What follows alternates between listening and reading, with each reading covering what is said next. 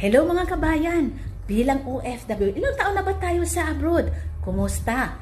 Alam nyo ba, habang nasa ibang bansa, pwede tayong magkaroon ng negosyo para paghandaan sa pag-uwi natin sa Pilipinas.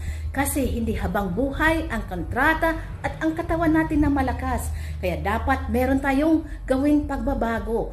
Pwede tayong maghanap ng negosyo na tayo mismo ang mag-manage kahit nasa ibang bansa tayo.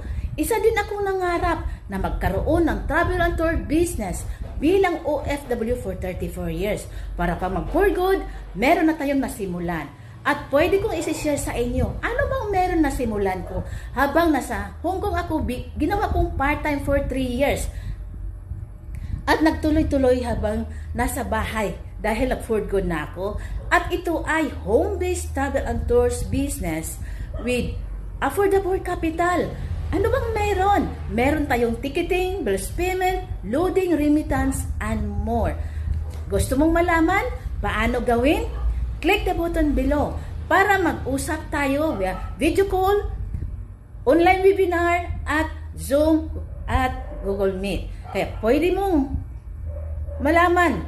At good news, meron tayong promo for 5 persons this week. Diba? Hurry! At gusto mong mag-grow? This is for you. I will assist and guide you.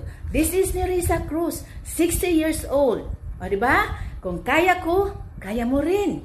Kaya, message me. Okay? God bless. Keep safe everyone. Thank you.